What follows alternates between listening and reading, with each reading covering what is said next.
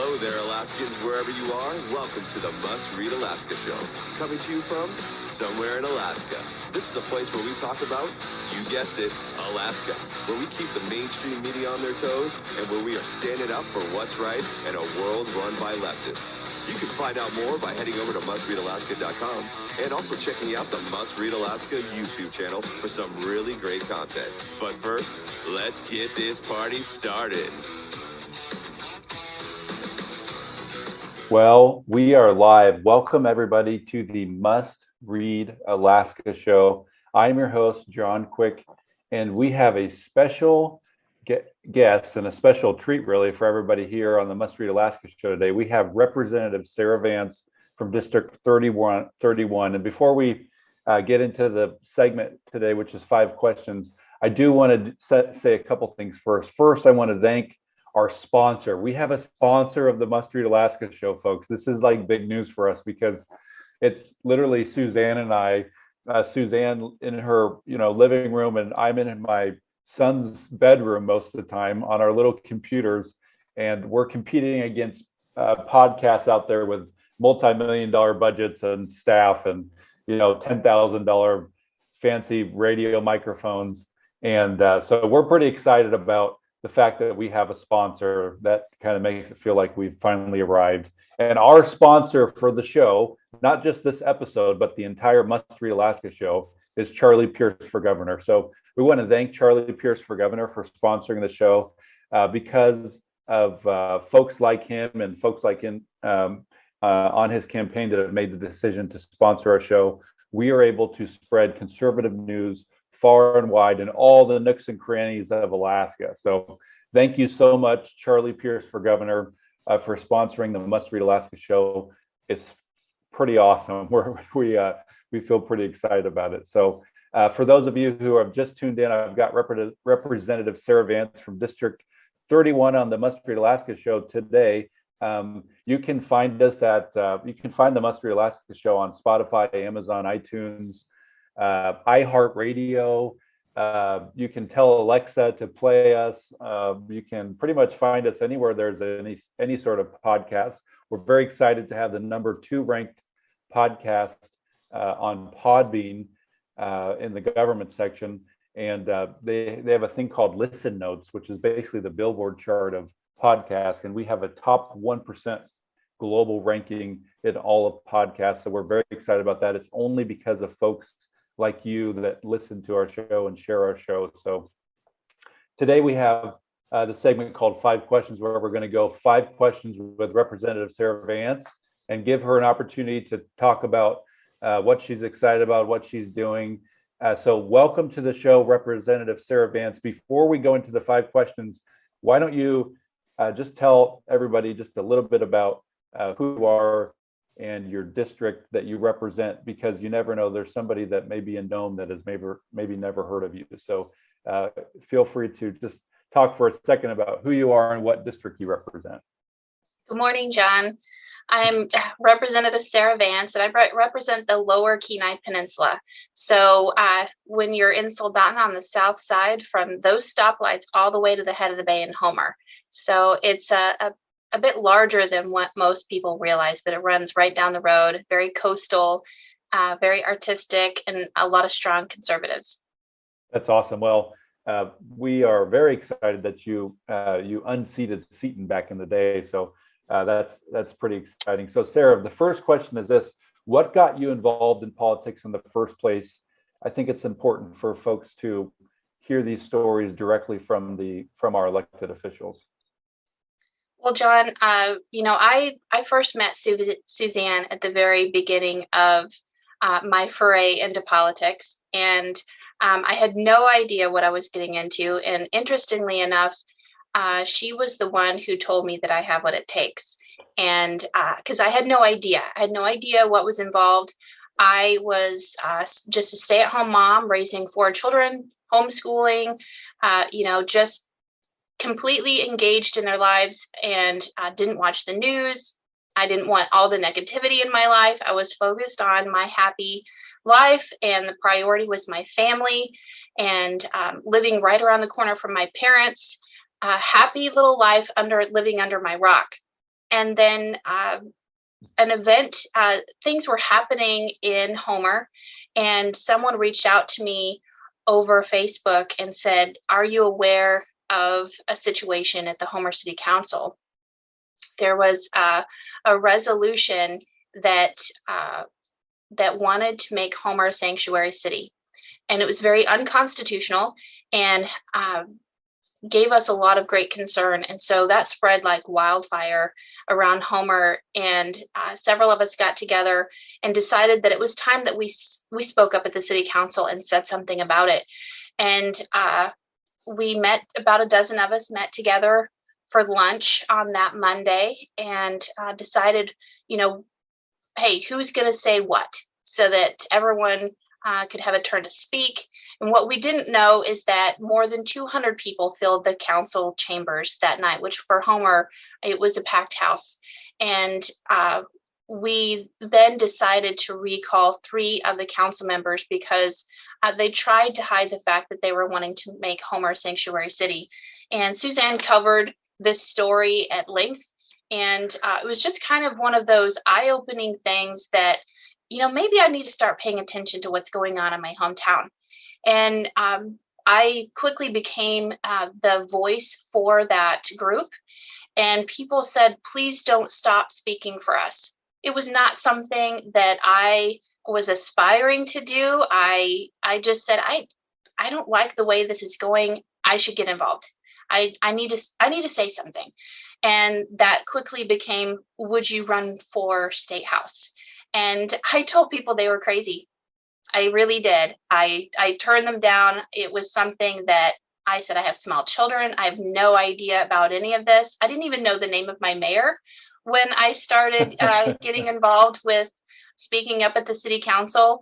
And so I was asked later, I ran for city council and lost terribly. And it taught me a lot. But people still said, please don't stop speaking for us. So just the engagement with the community, that they needed a voice. They needed someone to speak for them based upon their values and their priorities.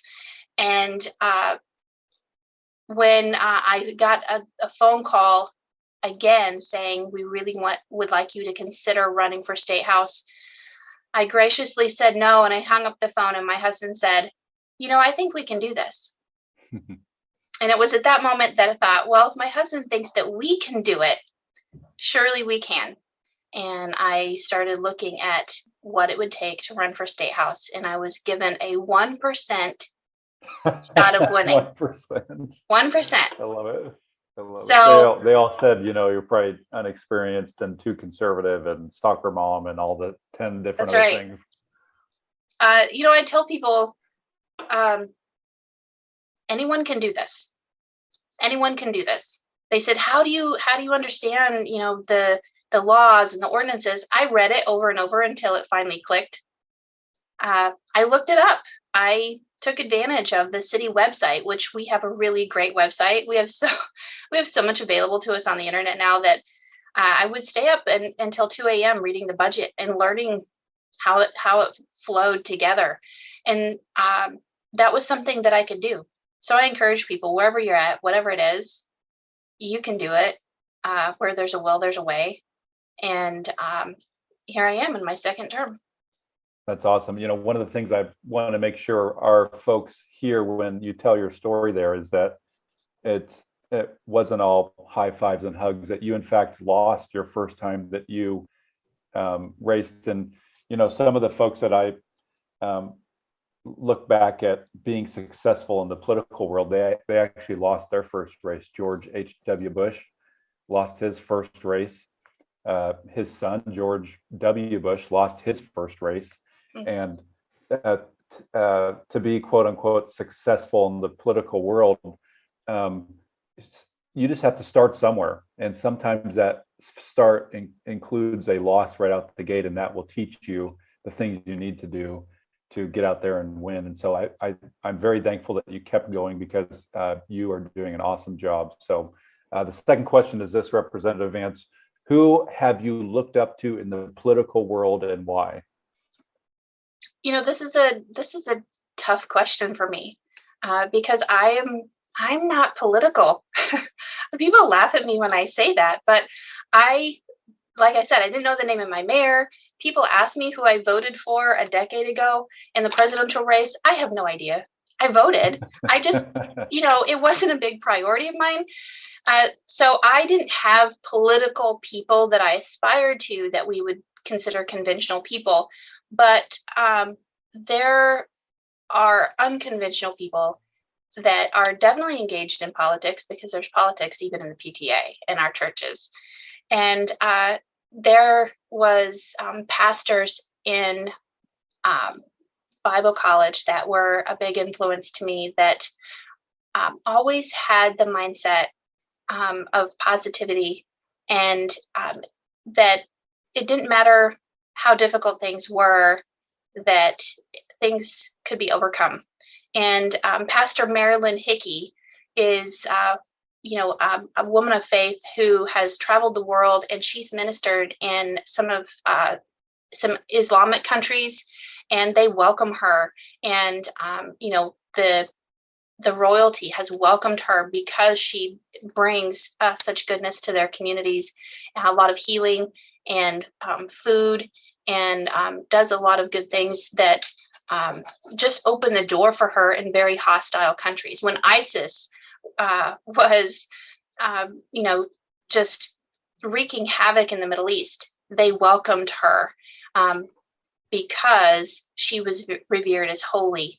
And I just watched her respond with grace.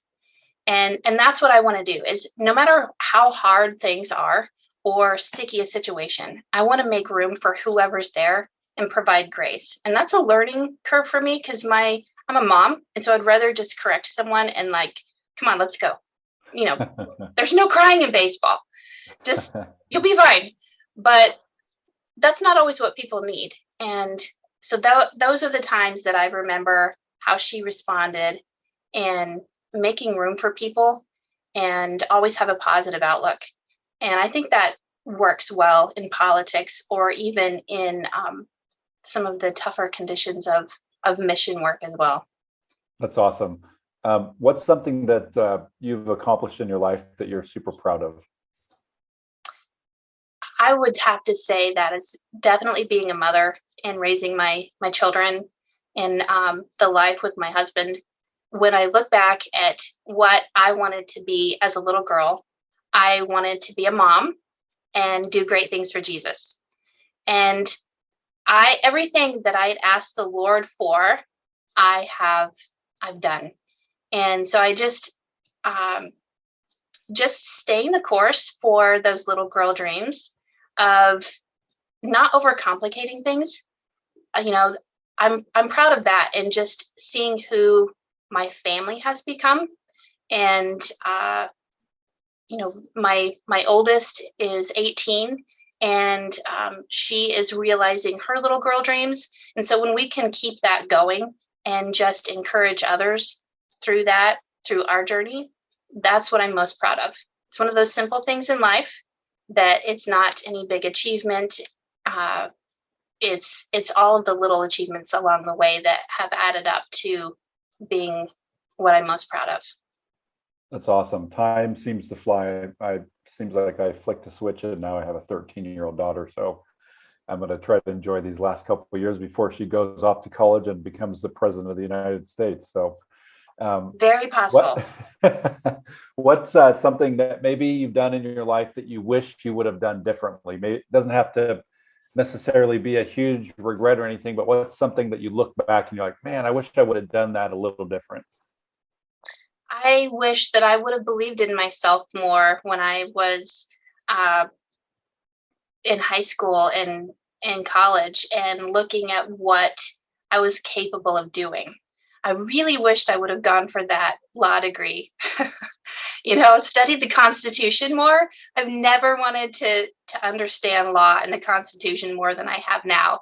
And I think we're seeing the value of that in our nation today, is really understanding the direction that our founding fathers were looking to, and really the essence of our Constitution, and not just what they teach in law school of how to overcome the Constitution, but really to uphold it. And that was something that I was interested in early on, but I didn't believe that I could finish, that I had what it takes to have a 4-year degree. And I also didn't want to become a career mom. I'm a homebody. And now I'm going, I think maybe that would have come in handy. And I didn't plan for other possibilities and what life would be like when my children had gotten older. And that would have done differently. But I'm also reminded that my story isn't over. So that's still a possibility. Your story's still being written, right? Yes.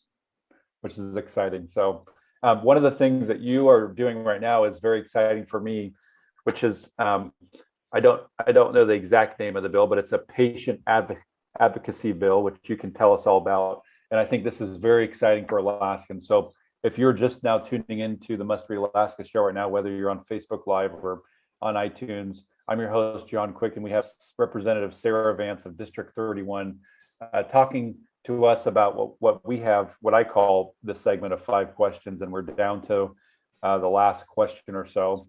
And Representative Vance has been working on a patient advocacy bill, which is very exciting for all. It should be exciting for all Alaskans. It's not just exciting for Democrats or just exciting for Republicans or just exciting for conservatives or liberals. This is a bill that stretches across party lines and really gives a voice to those who didn't have a voice for the last couple of years during the COVID craziness. So Representative Vance, tell us about this bill and why it should matter to the everyday Alaskan, and maybe the next steps that it has to even getting a chance in heck to be seen. Well, House Bill 252 is what I call the No Patient Left Alone Act.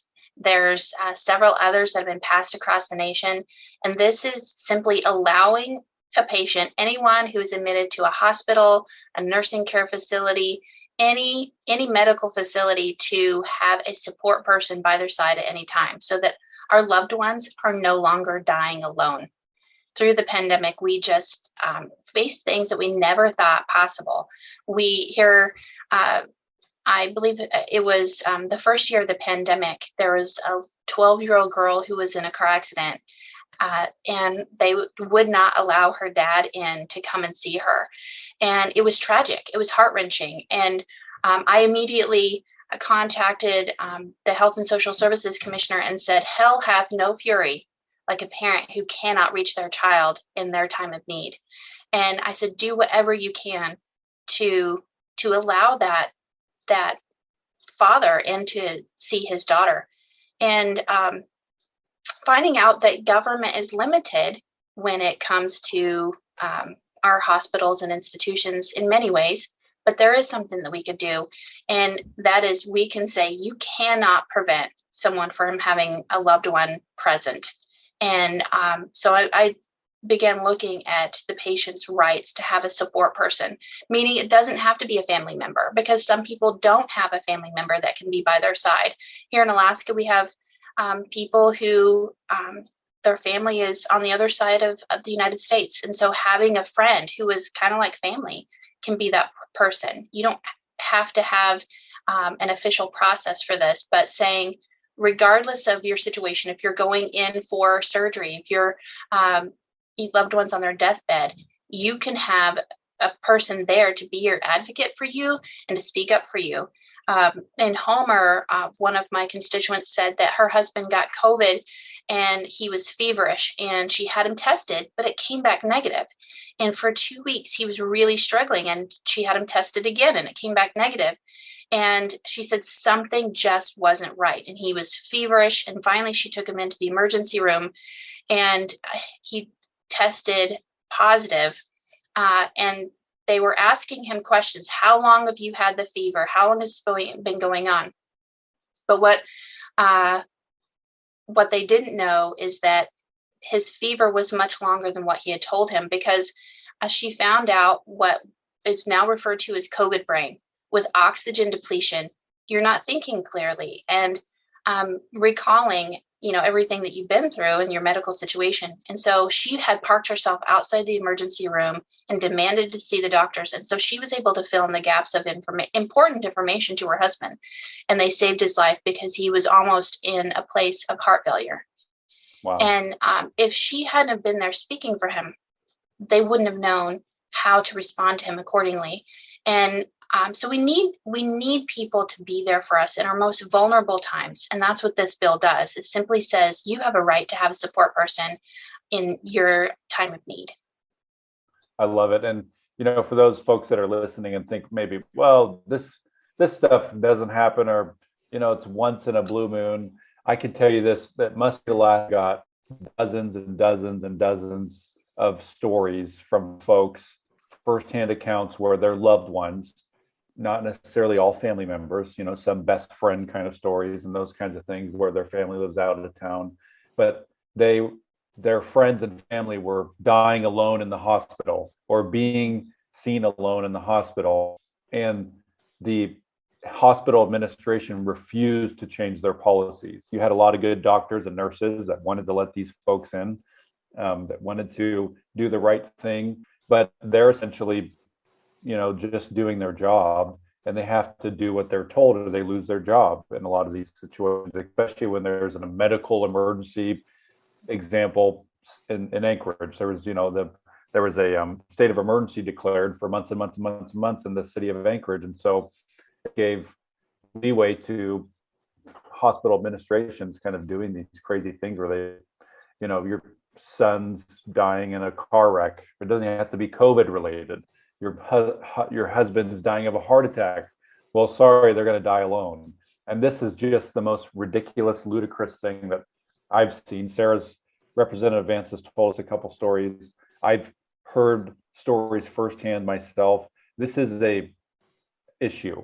If this has happened to one or two people, that's one or two people more than it should have ever happened to. And so I commend you, Representative Vance, for doing a bill like this. What's some of, if I'm listening at home, how can I help? What can I do? Is there a hearing coming up? Is there emails that people can send in? Is there phone calls people can make? What can people do? Absolutely. Thank you, John, for asking that, because having the engagement from the public is so vital to this process, to the legislative process. And I have made a bill hearing request right out of the gate when the session started, and have not heard if it will receive one yet. And so sending your emails really to all of the legislators saying that you want this bill, please vote yes on HB 252, and that we would love to have a hearing. We want these patient rights, would be so helpful. But you can also send them to me directly at rep.sarah.vance@akleg.gov. Also, going to the Alaska Legislative website is super easy, where you can get all of the emails and contact numbers for the legislators. But I'm specifically requesting this to be in the House. So first, and if you start there, that would be helpful in getting a bill hearing so that it can get support and go through this process so that we can have this right for patients. Because I would hate to have another pandemic come and this not be established for patients to be able to have a support person. Yep. So if you're out there in the Facebook world or podcast world, and you want to help make a difference here with this bill, which I think is important, it's allowing folks not having to die alone in a hospital. That's a big deal. Make a phone call, send an email. It's very important. But also remember, when you do that, to be respectful, because common sense says if you call in and you're yelling at the representative's staff or sending emails with F-bombs in them, they're just less likely to take them serious. And so common sense would say to just be respectful. If you want to have influence and if you want to make a difference, send emails, make phone calls that are, you can be passionate, but just be respectful. That's what I would encourage folks to do. So Representative Sarah Vance, thank you so much for joining us on the Must Read Alaska show. I'll give you one last chance here at the end. Is there anything else you want to share before we go on what's happening in your neck of the woods? Well, I just wanted to thank you for being on, and for the listeners. I just always want to encourage people that their engagement, their voice in government really matters. We need you to speak up now more than ever before.